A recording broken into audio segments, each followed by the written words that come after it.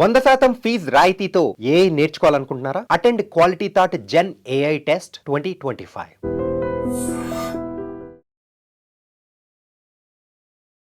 Hi hello నమస్తే, welcome back to iDream media. ఈరోజు మనతో ఉన్నారు సర్టిఫైడ్ ఫైనాన్షియల్ ప్లానర్ అయిన రామచంద్రమూర్తి గారు. ముఖ్యంగా బడ్జెట్ 2025 అప్డేట్స్ తెలుసుకుందాం ఈరోజు ఎపిసోడ్లో. ముఖ్యంగా సాలరీ పర్సన్స్కి ఒక గుడ్ న్యూస్ అనేది చెప్తున్నారు. ఆ గుడ్ న్యూస్ ఏంటో కూడా తెలుసుకుందాం. నమస్కారం సార్. నమస్తే అండి. సార్, నిర్మలా సీతారామన్ గారు ఇప్పుడు వరకు చాలా మంది మీద బర్డెన్ నెలకొల్పారనేది memes wise, news wise, print media కూడా ఉద్దేశించి మాట్లాడింది. బట్ ఈ 2025 ఫిబ్రవరి 1 ఈ రోజు అనౌన్స్ చేసిన బడ్జెట్ అప్డేట్స్ ఏంటి? అందులో కొంతమందికి వెసులుబాటు కల్పించారు, కొన్ని రాయితీలు ఇచ్చారని చెప్తా ఉన్నారు. అవేంటో తెలుసుకుంటారు. సో మేజర్గా ఏంటంటే ఎప్పటి నుంచో ఈ శాలరీడ్ పీపుల్ అందరూ కూడా ఈ ఎక్కువ ట్యాక్సెస్ కడుతున్నాము అనేది బాగా ఒక నెగిటివ్గా అయిపోయింది. సో వాళ్ళందరి కోసం ఏంటంటే 12K అప్ టు 12 lakhs వరకు ప్యాకేజ్ ఉన్న వాళ్ళందరికీ కూడా డైరెక్ట్గా వేవర్ ఇచ్చారనమాట. సో దానివల్ల అంటే రిబేట్ ఇచ్చారు, అంటే ఈ ఇయర్ వరకు రిబేట్ ఇచ్చారు. అది ఎప్పుడైనా కానీ మళ్ళీ రివోక్ చేయొచ్చు. సో అయితే ఏంటంటే ఇప్పుడు లాస్ట్ గవర్నమెంట్ సీట్స్ తగ్గడానికి కూడా ఇది ఒక రీజన్ అనేది వాళ్ళ అనాలిసిస్లో అర్థమైంది. సో మెయిన్గా ఏంటంటే ఈ వేతన జీవులు అందరికీ సరే ఎవరి ఉద్దేశాలు ఏవైనా కానీ వీళ్ళకైతే బెనిఫిట్ వచ్చింది, మనందరికీ అయితే ఒక ఇయర్. ఎందుకంటే మనం ఈ చాలా పేమెంట్లు చేస్తున్నాము. ఈ లాస్ట్ 5 years నుంచి కూడా ఈ హౌస్ లోన్స్ పెరిగిపోవటం, బ్యాంక్ ఇంట్రెస్ట్లు పెరిగిపోవటం ఒక రకంగా చాలా ఇబ్బందిగా ఉంది. అలాంటి పరిస్థితుల్లో మంచి బెనిఫిట్ అయితే ఇచ్చారు. సో అలా చూసుకుంటే ఇప్పుడు 12K అయితే ఏంటంటే ఇక్కడ చెప్పేది డైరెక్ట్ శాలరీయే. అంటే మీకు వేరే అదర్ ఇన్కమ్ వచ్చిందనుకోండి, దాన్ని వేవర్ ఉండదు. ఇప్పుడు మీకు డివిడెండ్ రూపంలో కొంత అమౌంట్ వచ్చింది, లేకపోతే హౌస్ ప్రాపర్టీ అమ్మేసి వచ్చింది, లేకపోతే రెంటల్ రూపంలో వచ్చింది, లేదా స్టాక్ మార్కెట్లో ప్రాఫిట్స్ వచ్చాయి, ఇవేవి కూడా దీనిలో రిబేట్లకు రావు. డైరెక్ట్గా ఇన్కమ్ ఫ్రమ్ శాలరీ. సో దానికి మీరు ఎలిజిబుల్ అవుతారనమాట. సో అయితే ఏంటంటే మనం ఇదంతా కూడా ఫైల్ చేసుకొని ఇంత అమౌంట్ ఎలిజిబిలిటీ అని మనం పెట్టుకోవాలి. సో అది మనకి బెనిఫిట్ ఇయర్ వరకు అయితే బెనిఫిట్ ఉంది. సో నెక్స్ట్ ఫైనాన్షియల్ ఇయర్లో ఇలా ప్లాన్ చేసుకోవచ్చు. అంటే సంవత్సరానికి 12 లక్షలు సంపాదించే వాళ్ళు ఎటువంటి ట్యాక్స్ కట్టాల్సిన అవసరం లేదంటారా? దానికి ప్రొసీజర్ ఏంటి? ప్రొసీజర్ ఏంటంటే జనరల్గా ఏంటంటే 12 లక్షలు కనుక ట్యాక్స్ చూస్తే ప్రజెంట్ ట్యాక్సేషన్ ప్రకారం చూసుకుంటే 80,000 రూపీస్ వాళ్ళు పే చేయాల్సి వస్తుంది. సో అంటే 80K వరకు వాళ్ళకి రిబేట్ ఉంది. అంటే వాళ్ళు దాదాపు 90% పేమెంట్ వేవర్ అవుతారు. అలాగే ఇప్పుడు ఒక 16 లక్షల శాలరీ అని ఆయన దాదాపు 90,000 వరకు రిబేట్ వస్తుంది.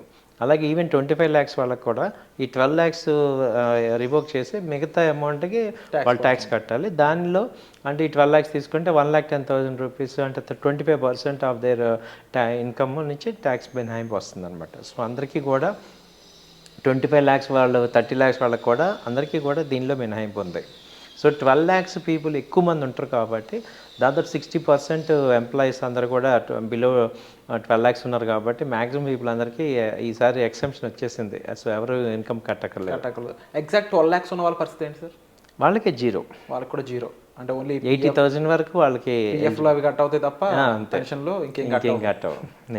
అండ్ ఇదంతా కూడా న్యూ ట్యాక్స్ రెజిమే సంబంధించిన అప్డేటే తప్ప ఓల్డ్ ట్యాక్స్ రెజిమేకి ఎటువంటి అప్డేట్ లేదంటారా? అదే సార్, మీరు ఏం చేయాలంటే ఇంత సెల్ఫ్ టీడీఎస్ వేసుకునే వాళ్ళందరూ ఈసారి మాత్రం మీరు మీ యొక్క చార్టెడ్ అకౌంటెంట్స్తో మాట్లాడుకొని ఓల్డ్ బెటరా న్యూ బెటరా ఏదనేది, ఎందుకంటే ఎక్స్పర్ట్స్ ఈసారి why need their consultant. So తీసుకుంటే మనకు అసలు క్లారిటీ వస్తుంది. ఎందుకంటే కేస్ టు కేసు మారుతుంది కాబట్టి మేము బ్రాడ్గా చెప్తాం తప్ప నేరో మైండెడ్గా చెప్తే కరెక్ట్ కాదు. కాబట్టి మీరు కంపల్సరీ మీ కన్సల్టెంట్తో ఈసారి ప్లాన్ చేసుకుని ఇది బెటర్ అని ప్లాన్ చేయండి. భవిష్యత్తులో ఏంటంటే నెక్స్ట్ మళ్ళీ ట్యాక్స్ న్యూ పద్ధతి వస్తుంది, దానిలో ఓల్డ్ది రివోక్ చేసే అవకాశాలు ఎక్కువ ఉన్నాయి. అండ్ ముఖ్యంగా ఇంకొక ఆడియన్స్ నుంచి ఉన్న ఒక పాయింట్ ఏంటంటే సార్, ఈ హైదరాబాద్ టైర్ 1 సిటీస్లో, బెంగళూరు, హైదరాబాద్ లాంటి టైర్ 1 సిటీస్లో ఉండే వాళ్ళకి హెచ్ఆర్ఏ ఇంకా పెంచండి అని చెప్పేసి వాళ్ళు అడుగుతున్నారు. ఏదైనా ఛాన్సెస్ ఉన్నాయి, ఇంక లేదంటారు దానికి ఎటువంటి ఛాన్స్? హెచ్ఆర్ఏ కూడా ఈసారి పెంచే ఛాన్సెస్ కూడా ఉన్నాయి సార్. ఎందుకంటే ఈసారి ఇక ప్రజల దగ్గర నుంచి మంచి పాజిటివ్ రావాలనేది గవర్నమెంట్ ఉంది. అదే మనం లాస్ట్ టైం కూడా మాట్లాడుకుంటే గ్రోత్ కావాలి, సబ్సిడీస్ కూడా తగ్గించాలి, బ్యాలెన్స్డ్గా ఉండాలి. టూ మచ్ ఇప్పుడు హెచ్ఆర్ఏ ఇక్కడ పెంచామనుకోండి, ప్రైవేట్ కంపెనీస్ వాళ్ళు కూడా అడుగుతారు. దానివల్ల మళ్ళీ ఏమవుతుంది, వాళ్ళు కాస్టింగ్ అల్టిమేట్గా ప్రైసెస్ పెరుగుతాయి, ఇన్ఫ్లేషన్ పెరుగుతాయి. సో ఇదంతా మళ్ళీ అదే చేయను అంటే ఈ చేతిలో ఇచ్చి ఈ చేతిలో తీసుకోవటం అవుతుంది కాబట్టి సో బ్యాలెన్స్డ్గా మెయింటైన్ చేసే అవకాశాలు ఎక్కువ ఉంటాయి. సో అది మనం ఇవాళ ఇటు అడిగినా అటు పెరిగిపోతుంది కదా సార్ ఇన్ఫ్లేషన్ అది. సో అండ్ గవర్నమెంట్ కూడా చాలా మందిని న్యూ సాలరీ పర్సన్స్ వీళ్ళందరినీ కూడా న్యూ ట్యాక్స్ రెజిమ్లోకి పంపించడం కోసం ఇందులోనే ఎక్కువ ఫీచర్స్ తీసుకొస్తుందని ఒక స్టేట్మెంట్ వస్తుంది. ఇది కూడా నిజమేనంటారా? అదే న్యూ ట్యాక్స్ రిజిమ్ వల్ల బెనిఫిట్ ఎక్కువ కనపడుతుంది, దానికి సపోర్ట్ చేయడానికి అవుతుంది. అయితే నేను పర్సనల్గా ఏం ఫీల్ అవుతున్నా అంటే అదే బడ్జెట్లో ఇంకొక సెగ్మెంట్ని టార్గెట్ చేశారు. ఏంటంటే స్ట్రీట్ వెండర్స్ని, వాళ్ళకి లోన్స్ ఇవ్వటం, వాళ్ళని గ్రోత్ చేయటం, వాళ్ళని ఐడెంటిఫై చేయటం, వాళ్ళకి డిజిటల్ పేమెంట్స్ ఇవ్వటం, ఇప్పుడు వాళ్ళకి అప్ టు 30,000 వరకు లోన్స్ ఇవ్వటం.